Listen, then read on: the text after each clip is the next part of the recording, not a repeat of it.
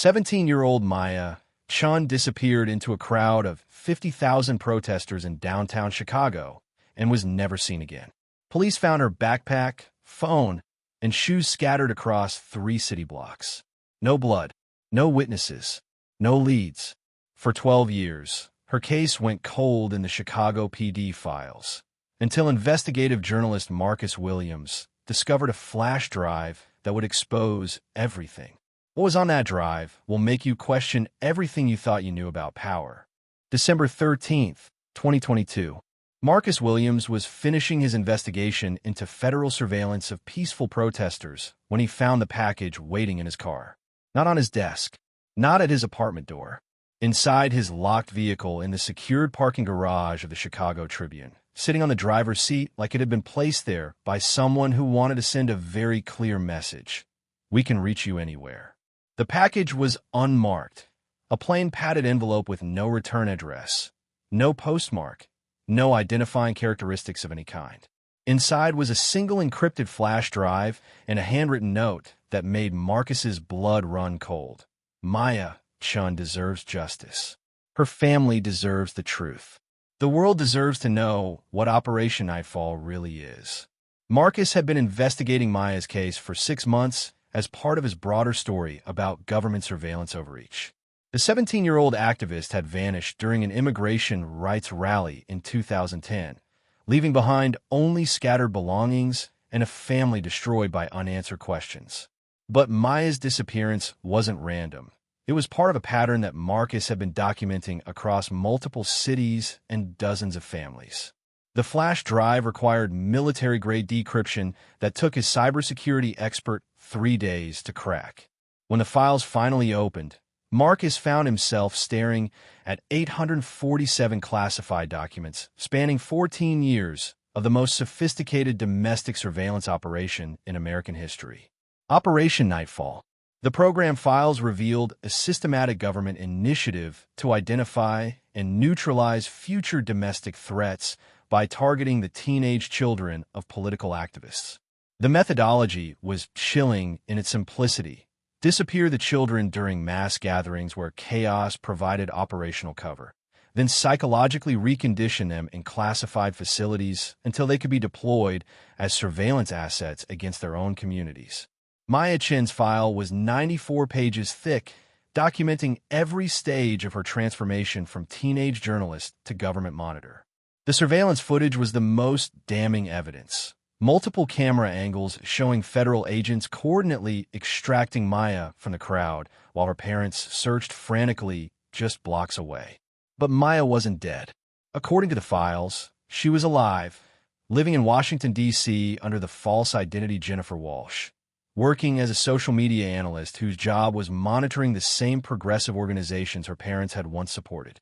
She believed her family had abandoned her to pursue their extremist agenda, having been conditioned to view activists as domestic terrorists threatening American democracy. The documents revealed that Maya was just one of 203 children who had been processed through Operation Nightfall facilities over 14 years. Children whose parents were journalists, lawyers, activists, professors, anyone whose political beliefs had been deemed threatening to the established order. Children who had been systematically stolen from their families and turned into weapons against the very communities they'd been born into. As Marcus scrolled through the files, he realized he wasn't just looking at evidence of kidnapping or even systematic child abuse. This was psychological warfare on a scale that would have impressed authoritarian regimes around the world. And the most terrifying part was that the program was still active, still identifying new targets, still destroying families in the name of national security. The whistleblower who had provided the files had included a final message that would haunt Marcus for weeks. I helped steal children from families who believed in justice. I can't take this secret to my grave. Maya's parents never stopped looking for her. They deserve to know she's alive. The world deserves to know what we've done to American families in the name of protecting America from itself. Marcus encrypted multiple copies of the files, secured backups in different countries, and began the most dangerous investigation of his career. Because exposing Operation Nightfall wouldn't just destroy careers or bring down politicians, It would reveal that the United States government had been systematically kidnapping and brainwashing children for over a decade. Maya Chun had been missing for 12 years, but she was about to be found. And with her, the truth about a program so evil that it turned children into weapons against their own families would finally be exposed. October 15th, 2010. 1 month before Maya Chun would disappear forever. The Chun family's apartment in Chicago's Chinatown buzzed with the familiar energy of a household where every dinner conversation could change the world. 17-year-old Maya Chun sat at the kitchen table, her laptop open to 3 different browser tabs: Northwestern University's journalism program, the First Amendment's text, and a draft article she was writing about federal surveillance of student groups. "Mom, did you know the government can monitor our social media without warrants?" Maya asked, looking up from her screen with the kind of fierce curiosity that had made her student body president at Lincoln Park High School. Dr. Susan Chun, still wearing her emergency room scrubs after a 12-hour shift, smiled at her daughter's passion. As an immigrant rights advocate who spent her days treating undocumented patients, Susan understood exactly where Maya's fire came from. That's why we have journalists, sweetheart, to ask the questions politicians don't want answered. Maya was everything her parents had dreamed their American-born daughter could become. Early admission to Northwestern's journalism program, editor of the school newspaper, organizer of peaceful demonstrations that had already caught the attention of civil rights organizations across the Midwest. At 17, she wasn't just planning to change the world, she was already doing it. Professor James Chun entered the kitchen carrying a stack of economics papers. His tie loosened after a long day of teaching labor relations at the University of Chicago. "What's our young investigator uncovering now?" he asked, ruffling Maya's hair with the affection of a father who couldn't be prouder. "I think federal agents are infiltrating student activist groups," Maya said, turning her laptop screen toward her parents. "Look at these patterns. Every time students organize protests about immigration or civil rights, suddenly there are new people showing up with expensive equipment and really good knowledge of police tactics." The Chun family had immigrated from Taiwan when Maya was 3, building their American dream through education, hard work, and unwavering belief in democratic principles. Dr. Chun had worked double shifts to put herself through medical school, while Professor Chun earned his PhD in economics. They'd given Maya something precious, the understanding that in America, ordinary people could fight injustice and win. But Maya's greatest inspiration was her grandmother, Li Wei, who had survived the Tiananmen Square crackdowns in 1989. Every Sunday, as they prepared traditional dumplings together, Grandmother Li would tell Maya stories about standing up to authoritarian power and the price that courage sometimes demanded. In China, they made students disappear for asking questions, Grandmother Li would say in Mandarin, her weathered hands guiding Maya's as they folded dough. "Here in America, you can ask any question you want. That's why we came here. That's why you must never stop asking." Maya kept detailed journals about everything she observed: police behavior at protests, suspicious new faces in activist groups, government responses to peaceful demonstrations. She planned to study investigative journalism at Northwestern, then return to Chicago to run the kind of newspaper that would hold power accountable. "I want to expose the truth about how our government really works," Maya had told the Northwestern admissions officer during her interview. "Democracy only survives when people know what their leaders are doing in their name." Maya Chun was 17 years old, brilliant, fearless, and completely convinced that American democracy would protect her right to ask difficult questions. She had no idea that asking those questions had already made her a target, that someone in a government office had reviewed her articles, her social media posts, and her activism, and decided that Maya Chun represented a threat that needed to be eliminated. She was planning to spend her life exposing government secrets. She had no idea that she was about to become one. November 12, 2010. Maya Chun adjusted the strap of her camera bag as she walked through Grant Park, excitement radiating from every step. The immigration rights rally was already drawing massive crowds. Families with children, elderly couples holding hands, college students carrying handmade signs. This was democracy in action, and Maya was documenting every moment for her Northwestern journalism portfolio. "This is incredible, Mom," Maya said into her phone, filming the peaceful crowd gathering around the main stage. 50,000 people coming together for human rights. This is what America looks like when it works. Dr. Susan Chun was scheduled to speak about healthcare access for undocumented immigrants, while Professor James Chun would address economic justice. Maya planned to interview protesters about their personal stories, weaving individual voices into her broader investigation of government surveillance tactics. At 2:30 p.m., Maya was near the main stage when she noticed something that made her journalist instincts flare. Federal agents in unmarked tactical gear were positioning themselves at strategic points around the park, far more than necessary for a permitted, peaceful rally. She began filming discreetly, zooming in on their coordinated movements and professional equipment. "This doesn't look like normal crowd control," Maya texted her friend Sarah. "Fed agents everywhere.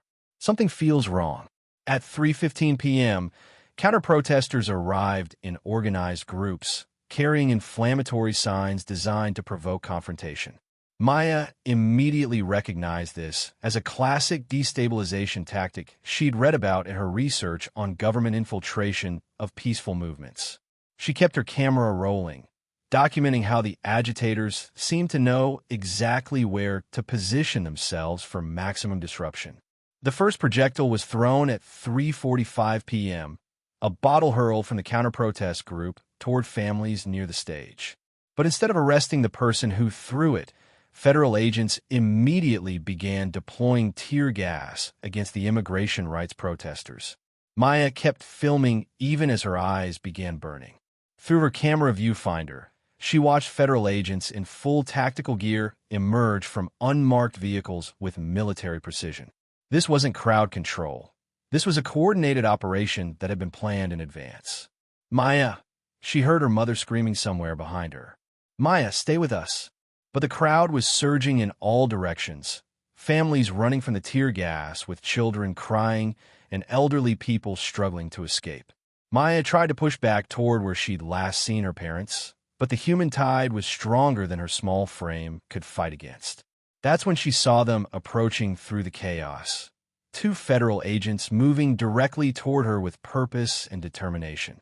They weren't helping panicked families or establishing safety perimeters. They were hunting, and Maya realized with crystal clarity that she was their target. Her camera was still recording when the first agent reached her. He was approximately 40 years old with military bearing, speaking into a radio device. "Package located. Initiating extraction protocol." "Maya Chun?" the second agent asked, his voice calm despite the chaos surrounding them. The fact that they knew her name sent ice through her veins. "I need to find my parents," she said, trying to step around them while keeping her camera rolling. "Your parents are safe," the first agent replied, which was both reassuring and terrifying because it meant they'd been monitoring her family's movements. "We need you to come with us immediately. There's been a credible threat against student journalists covering this event." Maya's investigative training kicked in. "What agency are you with? Can I see identification?" The second agent stepped closer, holding a small device that didn't quite look like a standard phone. "Ms. Chun, we don't have time for protocol. The situation here is deteriorating rapidly." Everything about the situation felt wrong. But Maya was 17 years old and had been raised to trust authority figures who claimed to be protecting her. When the first agent gently but firmly took her arm and began leading her toward an unmarked van, her camera captured her own confused compliance. "Wait," she said, suddenly understanding that something was very wrong. "I need to call my parents. I need to tell them where I'm going." But the second agent was already behind her, and Maya felt a sharp pinch in her neck that made her stumble. The camera fell from her hands, clattering onto the concrete as her vision began to blur.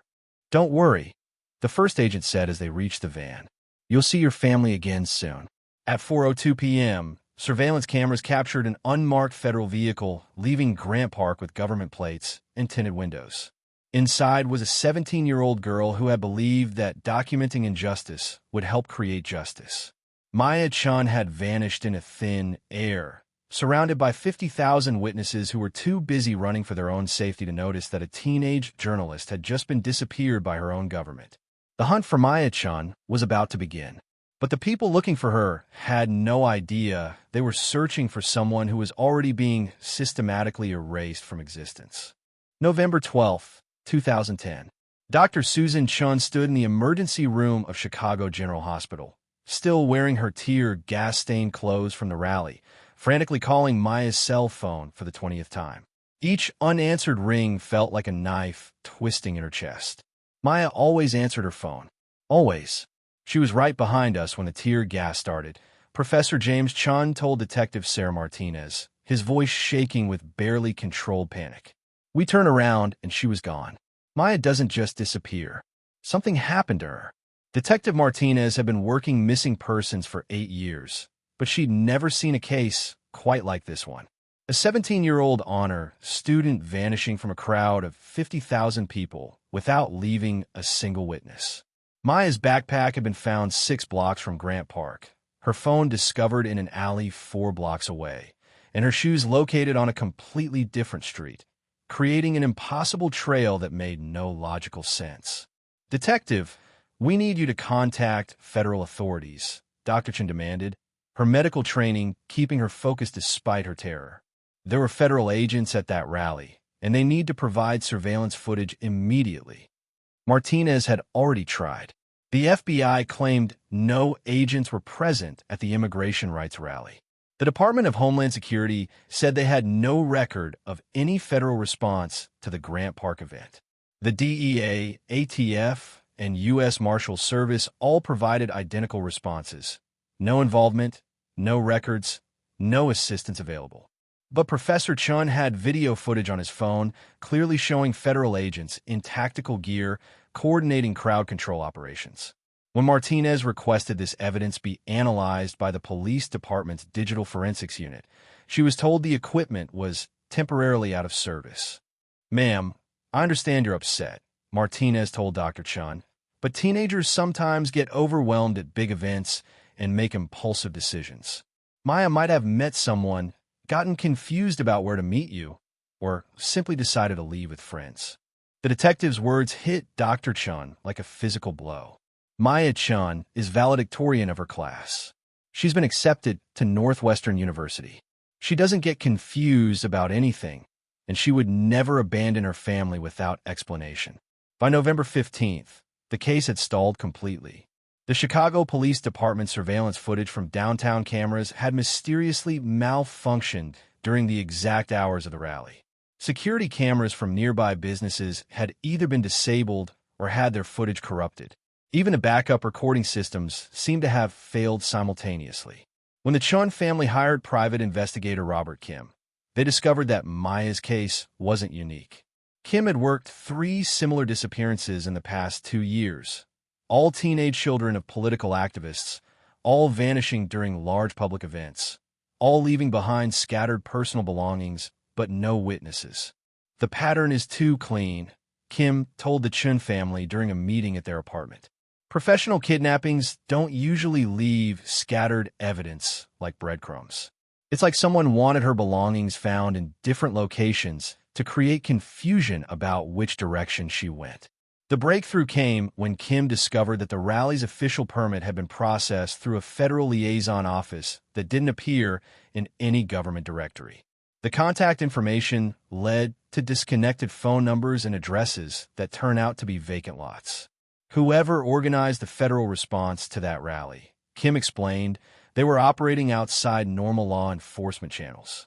That's either a rogue operation or something so classified that it doesn't officially exist. But Kim's investigation ended abruptly when his office was broken into and all files related to Maya's case were stolen. Nothing else was taken, not computers, not cash, not other case files. Just everything connected to Maya Chun. Kim withdrew from the case the next day, citing personal safety concerns. Detective Martinez was transferred to a different unit 3 weeks later. Her replacement, Detective Tony Vega, reviewed the case file and immediately classified Maya's disappearance as a voluntary missing person situation. The active investigation was officially closed on December 20th, 2010, 38 days after Maya vanished. The evidence suggests the subject left the rally of her own accord, Vega wrote in his final report. No signs of foul play. No credible leads. Case suspended pending new information. Dr. and Professor Chun were left with a terrible truth. Their daughter had been disappeared by people powerful enough to corrupt evidence, intimidate investigators, and make a 17-year-old honor student vanish from the heart of Chicago without leaving a trace. The system designed to protect families had become the system that destroyed them. Maya Chun was gone, and no one with a badge seemed interested in finding her. December 2010, 1 month after Maya vanished. The Chun family's apartment in Chinatown felt like a tomb. Maya's bedroom remained exactly as she'd left it on November 12th. Journalism textbooks stacked on her desk, Northwestern University acceptance letter pinned to her bulletin board, camera equipment waiting for a photographer who would never return. Dr. Susan Chun couldn't bring herself to move anything. Not yet. Not when her daughter might still come home. But as winter turned to spring and spring turned to summer, the crushing weight of reality began to settle over the Chun household.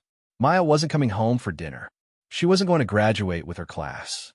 Northwestern's journalism program would remain just a dream in a folder of documents that felt like museum artifacts.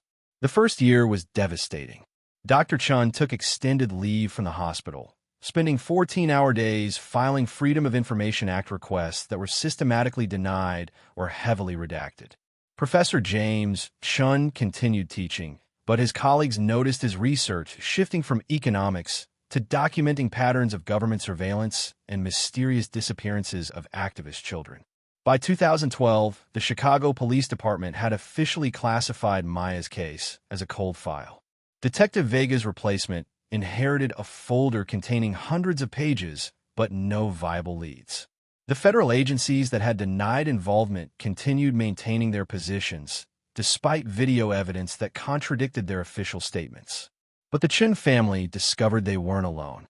Through encrypted online forums and advocacy networks, Dr. and Professor Chun began connecting with other families whose teenage children had disappeared under remarkably similar circumstances. The Martinez family in Phoenix, whose 16-year-old daughter had vanished during an environmental protest. The Washington family in Detroit, whose 17-year-old son had disappeared from a Black Lives Matter rally.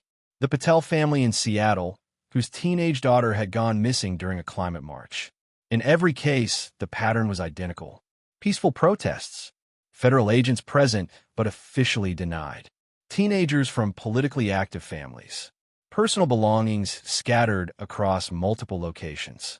Police investigations that stalled within weeks. Federal agencies claiming no knowledge or involvement. It's not random. Dr. Chun realized during a 2013 encrypted video call with 6 other affected families. Someone is systematically targeting our children because of what we do, what we believe in. The network of grieving families grew steadily. By 2015, they had documented 23 cases across 14 states. All teenagers, all children of activists, journalists, lawyers, or professors who had been critical of government policies. All disappeared during large public events where federal agents were present but denied involvement. Dr. Chun established the Missing Children of Advocates Foundation in 2016, using her medical background to coordinate investigations and her legal knowledge to file lawsuits seeking government accountability. The foundation's annual reports became crucial documents, meticulously tracking patterns that official law enforcement seemed determined to ignore. Meanwhile, Professor Chin's academic research evolved into something resembling a criminal investigation. He published papers documenting surveillance of activist families, analyzing psychological tactics used to discredit parents searching for missing children, and exposing bureaucratic mechanisms that prevented effective investigations. His work was cited by international human rights organizations, but ignored by American law enforcement agencies. The personal toll was devastating. Dr. Chun developed chronic insomnia and anxiety disorders. Professor Chin's marriage to his work became so consuming that friends worried he was losing himself in research. Their relationship strained under the constant weight of shared loss and the exhausting fight against institutional indifference. Grandmother Wei's health deteriorated rapidly after Maya's disappearance. The stress of losing her granddaughter, combined with watching her family destroy themselves searching for answers, accelerated her physical decline. She died in 2019, never knowing what had happened to the teenager who used to make dumplings with her every Sunday. She died believing Maya was still alive somewhere. Dr. Chun said at the funeral, "She died with hope that I'm not sure I can carry anymore." The breakthrough that would change everything came in late 2021 when Professor Chin met investigative journalist Marcus Williams at a press freedom conference. Williams had been researching federal surveillance of peaceful protesters, and Chin shared Maya's case as evidence of how surveillance could escalate into systematic disappearance.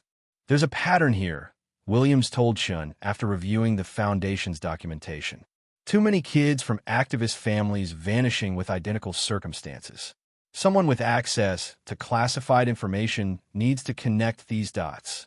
Williams began his own investigation in early 2022, using his media credentials to request interviews with officials who had been dodging affected families for years. His preliminary research confirmed what the families had suspected. There was definitely a coordinated effort to suppress information about these disappearances.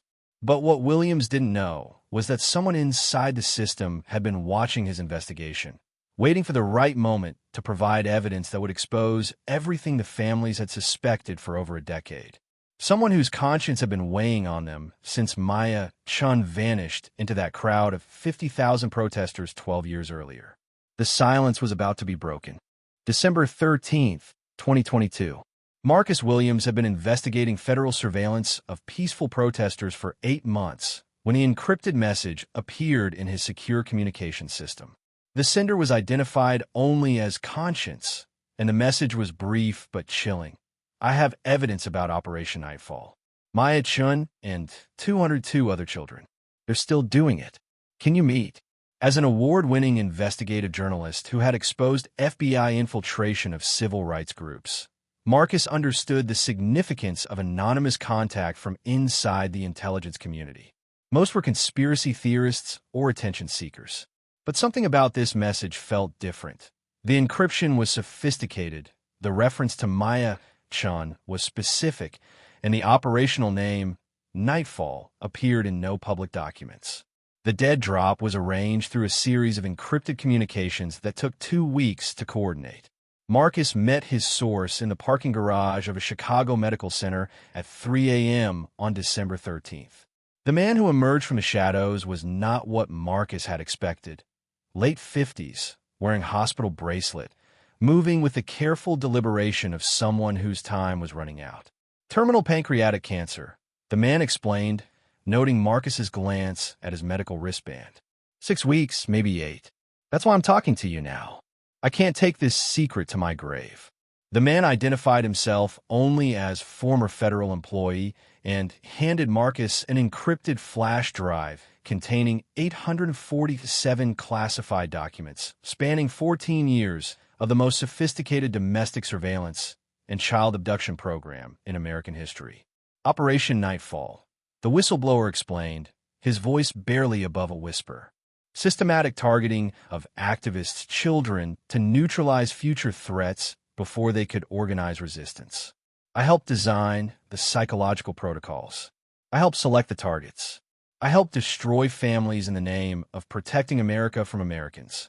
The documents revealed a program that had begun in 2008 as a preventive intervention initiative designed to identify and remove teenage children from families deemed politically subversive. The selection criteria were chilling. Children of journalists investigating government overreach, lawyers challenging civil rights violations, professors teaching critical thinking about American foreign policy, doctors treating undocumented immigrants. Maya Chin's file was among the thickest, 94 pages documenting her identification as a priority target Delta due to her journalism skills and her parents' activism. The surveillance had begun in September 2010, 2 months before her disappearance.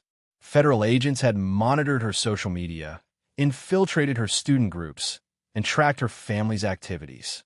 She was too smart, too articulate, too dangerous to leave alone, the whistleblower explained.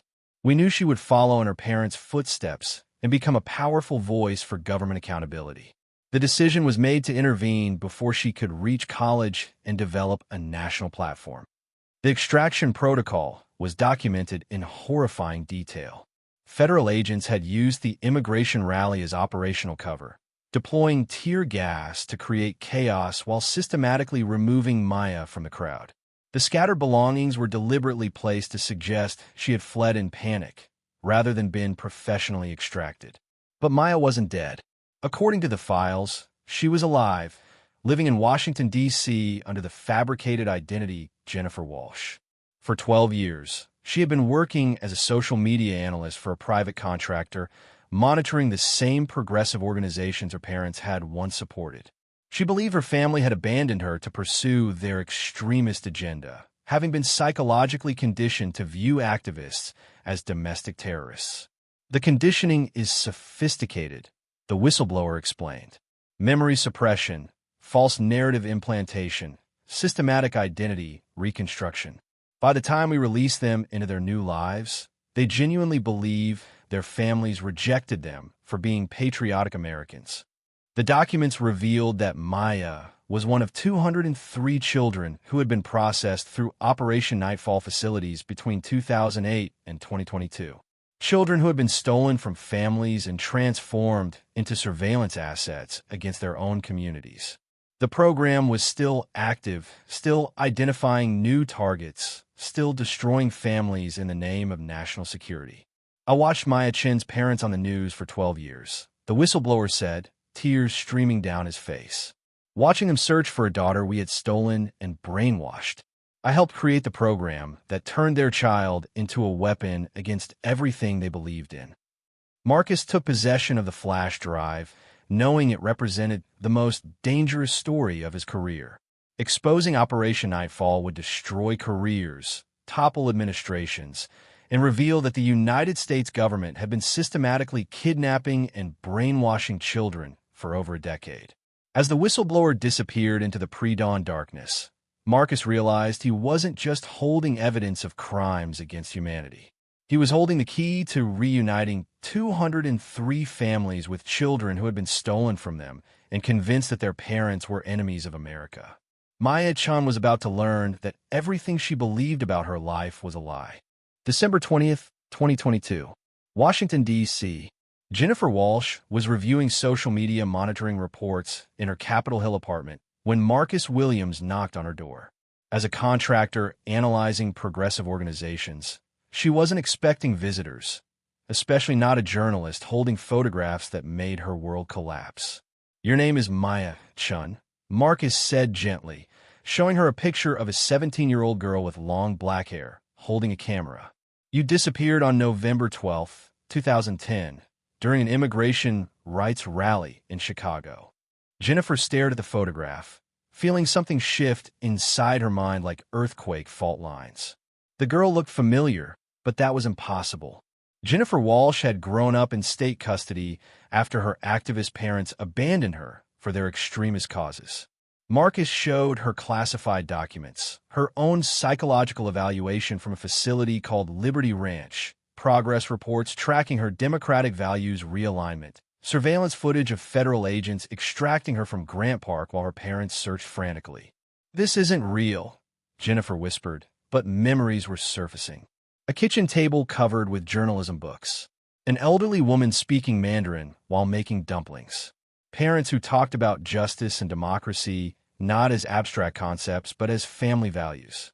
The pharmaceutical conditioning began breaking down under contradictory evidence. Maya Chin remembered her real family. She remembered her dreams of exposing government injustice. She remembered being 17 and believing America would protect her right to ask difficult questions.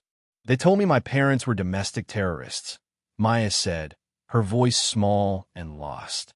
"They said my family chose politics over their daughter."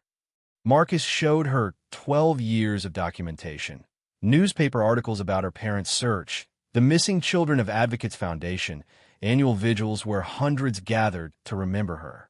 Your parents never stopped looking, Marcus said. They're waiting outside. Maya Chun was finally coming home. But Jennifer Walsh's entire world was ending. December 22nd, 2022.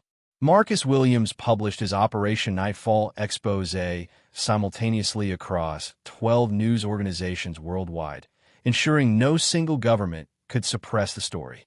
Within hours, the Chicago Tribune's servers crashed from traffic as the investigation spread across social media faster than government censors could contain it.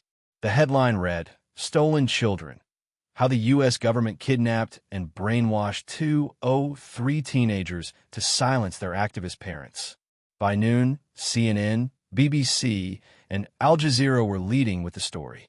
The encrypted documents Marcus had distributed to international outlets provided overwhelming evidence of systematic child abduction spanning 3 presidential administrations. The FBI director resigned by 2 p.m. Emergency congressional hearings were scheduled within 48 hours. Maya Chin's reunion with her parents, filmed with her permission, became the human face of institutional horror. Watching Dr. Susan Chun embrace the daughter she'd searched for 12 years while Maya struggled to reconcile recovered memories with implanted lies created a moment of television that changed public consciousness. For 12 years, I believed my parents were domestic terrorists who abandoned me, Maya told CNN. But they never stopped looking. They never stopped loving. And I was turned into a weapon against everything they taught me to believe in. The international response was swift and devastating. The European Union launched formal human rights investigations. The United Nations convened emergency sessions. Canada and Mexico suspended intelligence sharing agreements.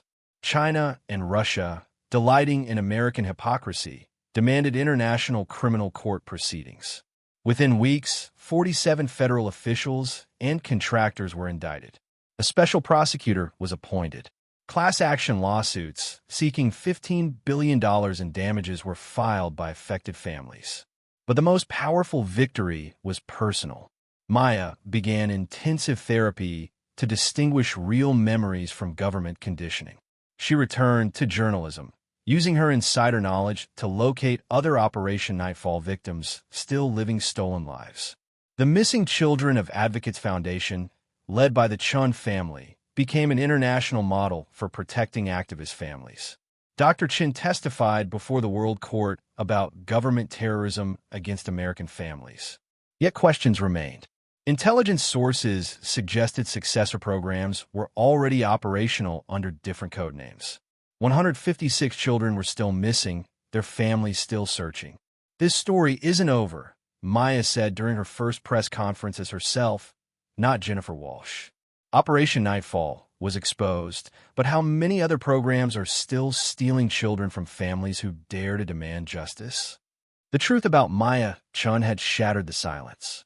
But the fight to bring home the other stolen children was just beginning. And somewhere in government offices, new target lists were being compiled, new families were being selected, new children were being marked for disappearance. Maya Chun had been found. But the system that created Jennifer Walsh was already adapting, already planning its next operation against American families who believed democracy meant the right to dissent. The question wasn't whether other children would be taken. The question was whether anyone would be brave enough to expose the truth before they disappeared forever. Maya Chin's story proves that even the most sophisticated government programs can't completely destroy the bonds between parents and children. Love survives conditioning. Truth survives lies.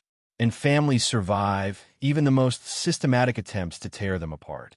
But Maya's case also serves as a chilling reminder of what happens when governments decide that political beliefs make families enemies of the state. When children become weapons in wars against democracy. When silence becomes complicity in crimes against humanity. The flash drive that exposed Operation Nightfall saved Maya Chun. But how many other children are still out there, living stolen lives under fabricated identities, believing their families abandoned them for politics? How many more families are searching for children who have been turned into surveillance assets against their own communities? Drop a comment below and let us know. Do you believe programs like Operation Nightfall could really exist? What would you do if your government targeted your family for your political beliefs? Hit the like button, subscribe, and turn on notifications for more investigations that expose the truth about power.